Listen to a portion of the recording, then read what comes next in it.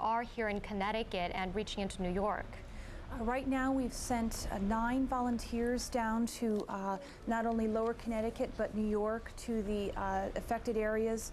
They are providing mass care, which is basically food, clothing, offering shelter, things like beverages and food to the emergency workers as well as the victims of this disaster. We also have mental health workers who are, these are all volunteers who are professionally licensed volunteers who go down, and they are Red Cross trained, and they're really trying to help both not only, again, the emergency responders, but also the victims of this disaster deal with such a tragedy. Beth, we're hearing that the greatest demand this morning is O positive and O negative blood, but that's not to say that if you don't have those blood types, you should not go. In other words, if you want to donate and you can today, do. Definitely. Right now, we have a steady supply of blood, and Connecticut, though, is going to be called for, I know that we have already sent red blood cells as well as frozen plasma out for distribution to New York. And what we're urging people to do is call 1-800-GIVE-LIFE. Okay, Beth, we'll stop you right there. Thank you very much. We'll check back in with you later. It is 6 o'clock, the day after a horrible day in America. Across Connecticut and across the country, Americans are waking up trying to get back to a normal life. And people are coming together in true American fashion some 24 hours after the worst act of terrorism the country has ever seen. In New York City, efforts this morning will focus on the awful job of approaching the rubble from the collapsed trade towers, working against hope that someone somewhere may be rescued. Much of the devastation in Washington yesterday. Let's go live there with Jennifer Jones. Well, now information is surfacing that the intended target in Washington was the White House, not the Pentagon. But the way in which the plane crashed left a gaping hole and claimed hundreds of lives. Now, nearly 24 hours later, you can still see smoke coming from the Pentagon, just a part of what is the worst terrorist attack in U.S. history.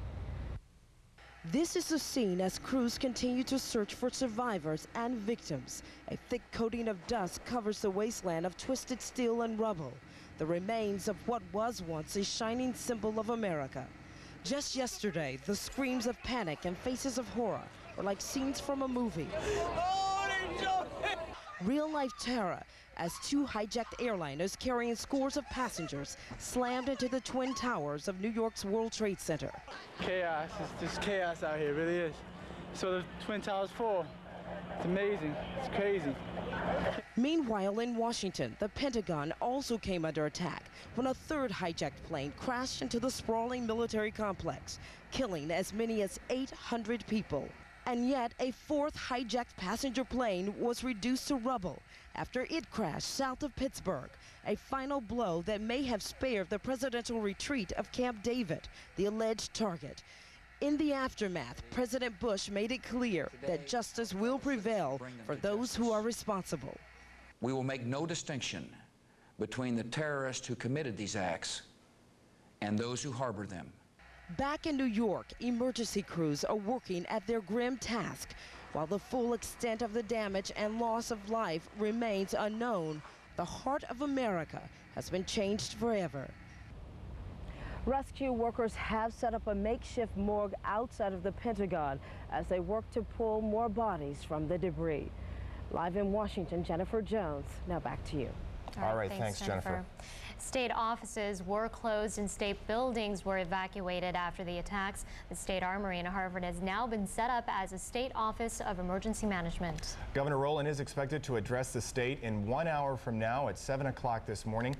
Channel 3's Kara Sunland is at the Armory in downtown Hartford. She joins us there from now. Kara, we're used to seeing the governor there in trying times. Winter storm is an example that comes to mind. Nothing like this, though. In fact, he mentioned that this is what they do when they have a winter storm. We were here during the winter when he had to take all the trucks off the road, but he said imagine that and then just times it by 1,000,000 times your worst nightmare, and that's what the leaders are going through. The reporters here who are usually chatty and waiting, many of them are just solemn and watching the monitors that we have, just trying to gather information. Just still tough to digest. So the governor is trying to instill a spirit that this day must go on, that Connecticut must stand strong for its neighbors firefighters in New York, and he has promised he will do whatever they need. He has about 20 pieces of heavy equipment standing by in Fairfield County, ready to roll in to help with the rescue effort. The hospitals are open to anyone who needs them. And for all that are asking, what can I do? What can I do to help? He's saying you need to hug your loved ones and donate blood. I know we talked with the Red Cross a little bit, and we've got some video that I'd like to show you of the lines yesterday where hundreds of people stood in line. Do we have that video? No. Okay. Well, hundreds of people stood in line, and for hours they waited. For the next several weeks, that's what they're going to need, especially the O-positive blood that we mentioned. And so the governor had this to say if you're looking to help out. Important thing I can tell Connecticut residents, as well as to pray and to be involved in counseling services, to talk to children, is to donate blood. And right now, I know today there were lines that were some 2 hours long, but don't give up. We're going to need blood for the next several weeks. The governor also acknowledged the difficulty with communication. I know some of us have been sharing our stories, and as Ellie was saying, her parents were going to JFK Airport. I know that my brother lives in New York. It was very difficult to get in touch with him. In fact, he only lives by using a cell phone, like many do, and he actually emailed the family to say that we're all okay, and that was great, as well as my father was in D.C. coming. So we're hearing those stories all around here, too, that people are just trying to get in contact with their loved ones. The governor urged them to be patient. He said right now informal communication is still the best means because there's just no organization to set up any kind of 1-800 number yet. Back to you. Kara, the hardest part this morning has to be for family and friends who still have not heard anything this morning. Right. It's still very difficult to get in contact with anyone in New York or any cities and states right around there because the circuits, as you probably have heard if you tried to call, circuits are busy. It's very frustrating. Thank you so much, Kara. Kara Senlin in downtown Hartford this morning. We were mentioning, Kara mentioned emails. There are actually websites set up for people to try to find their loved ones because cell phones and phone lines are so tied up. People are simply sending a quick email saying, I'm okay. It really underscores just how dependent we've become on this technology. And how much it's helped in this trying time. Absolutely. Well, hospitals across the state obviously impacted by this. They are ready to treat the wounded victims coming from New York. Now, some of those wounded are being treated, and Channel 3's Kevin Hogan joins us live from Stamford with more. Good morning, Kevin. Good morning, Allie. Good morning, David. This is a new day. There is a new dawn breaking today.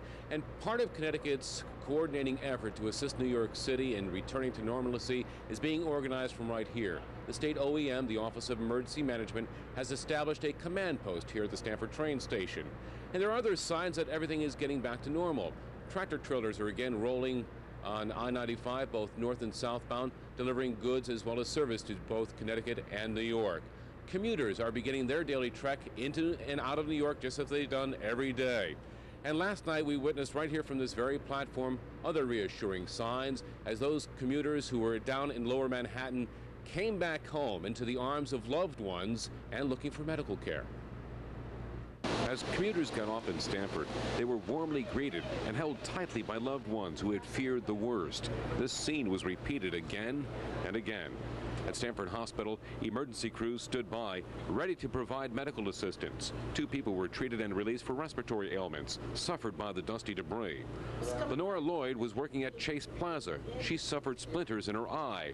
She was working on the 7th floor. When the second explosion came, I heard the rumble. This is when the head of the department said, everybody get out of here.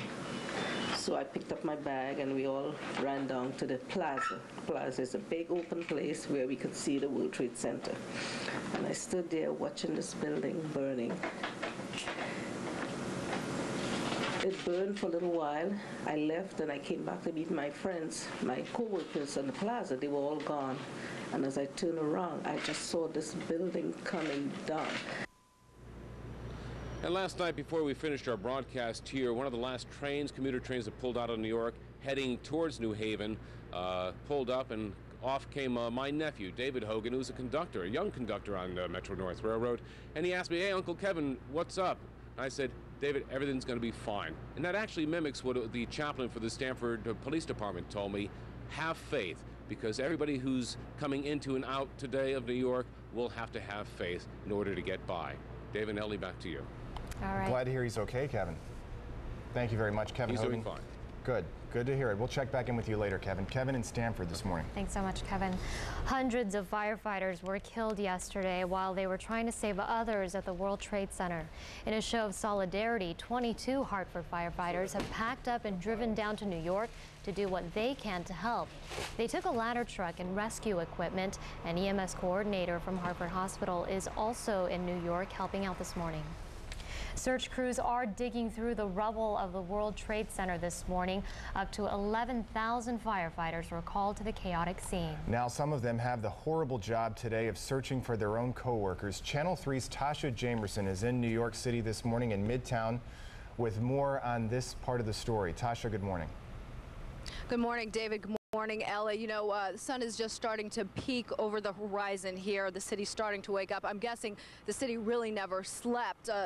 People here, you look behind me, the police behind me, they definitely have not slept. Another person who hasn't slept is this fellow, Mike Verney. He just came up to us, started talking to us. You just came back from Ground Zero. Tell us what you saw, what it's been like for you, Mike.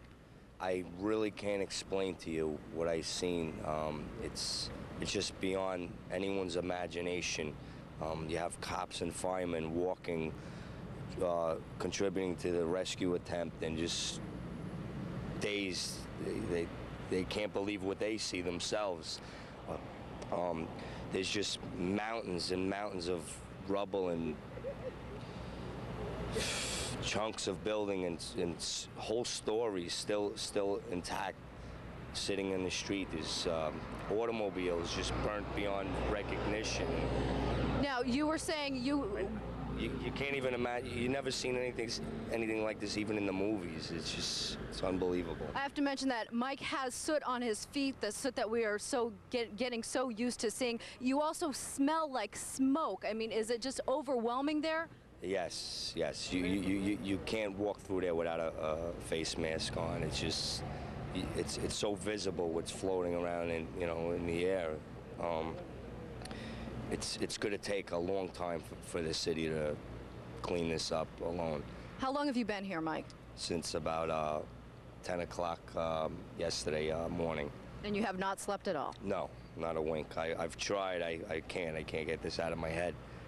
Thank you very much, Mike, for joining us. And as Mike was just saying, I mean, it's almost indescribable here. Also, though, this feeling of wanting to share. I mean, we're sitting here getting ready to go live, and Mike just came up to us and started talking to us. So, again, a very surreal feeling here. And I think that we're going to get sick of hearing that word, but it's just so appropriate for what's going on here. Very surreal. You just can't believe what is going on. And again, we are about 10 blocks from where the World Trade Center used to stand, and you could just see some rescue crews going by behind us. That's basically the only traffic on the streets right now, rescue crews or demolition crews, people going in there to try and get some of the soot and some of the debris out of there. But again, very surreal here. Ellie and David, back to you. Tasha, we're hearing that the debris there, obviously these buildings, 110 stories, the debris alone is 5 stories. So you can just imagine, thinking of a tall building all the way up to the 5th floor is how high this debris is. Yeah, David, and you know, I mentioned earlier, Peter McHugh and I, my photographer, walked around the streets last night trying to get as close as we could. We probably only got to maybe 6th Avenue at best. We could still smell the soot. You could still see the mass on the ground. It is going to take a very, very long time to clean up here. All right, thank you so much, Tasha. Tasha Jamerson in Midtown this morning. We'll be checking back in with you a little later on. Thank you very much. 6:13, Tasha alluded to the catharsis that we all have the need for this morning in talking. It is hard for all of us to deal with this tragedy. Counselors across the country are being called upon to help Americans grieve. Leanne Meldow is a grief counselor from New Britain General Hospital, and she is in our newsroom this morning. Thank you so much for being here, Leanne. Well, thank you. Leanne, can you tell us, this is such a horrible disaster for us to imagine. How do we talk to our kids about this? Well, being honest is really important. I think that's the primary thing, and sticking to the facts. However, being really careful of the flooding of information. Obviously, in the media, it's a major, major issue. But kids just, you know, being aware of how much they're taking in, spending time watching the TV with your kids is really important to answer questions and allow this to be a real talkable issue. something that they can really connect with their families and loved ones with, and have questions answered. And Leanne, that's actually a good point that you bring up about the balance between being honest and not providing